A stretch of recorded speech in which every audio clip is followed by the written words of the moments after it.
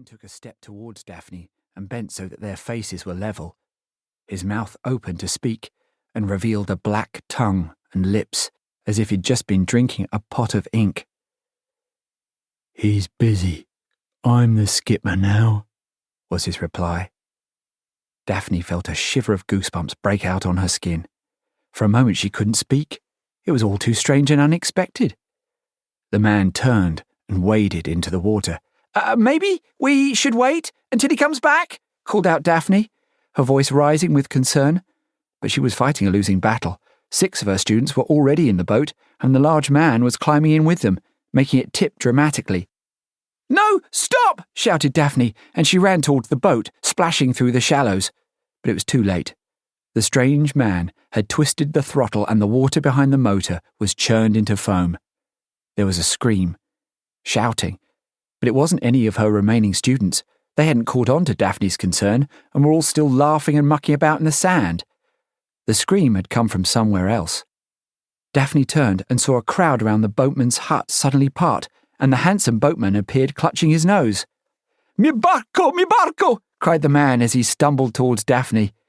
One of her students, a bubbly girl named Hannah Richards, screamed at the sight of the boatman taking his hand away from his nose and revealing it to be bleeding and pointing the wrong way. "Ese enorme hombre golpeó mi nariz y me robó el barco," said the man with a great gasp, and Daphne felt her blood run cold. "What did he say, miss?" wheezed Hannah, unable to take her eyes off the boatman's horribly twisted nose. "He said that huge man punched him on the nose and has now stolen his boat," said Daphne, her voice shaking, and she turned to look back out to sea. The little boat had already reached the rocky peninsula on the southern side of the bay. People were getting up from their beach towels and gathering around the bleeding boatman, who was beside himself with anger. "I need a boat!" screamed Daphne, turning to face the people on the beach. "He's taken the children! We have to go after him!" But nobody responded to her cry for help, because in her panic Daphne had forgotten to speak Spanish. "Necesito un barco! El ha robado a los niños!" she pleaded, but her words were drowned out by the sound of the most almighty explosion.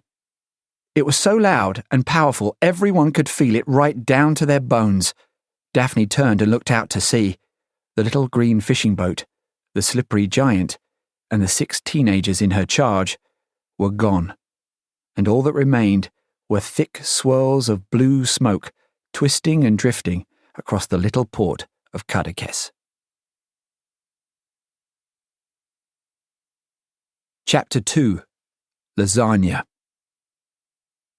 Exactly 1 week before that ghastly business with the explosion and the slippery giant, a spectacular dollop of lasagna sat steaming on a plate surrounded by buttered peas in the kitchen of a small terraced house in north-east London.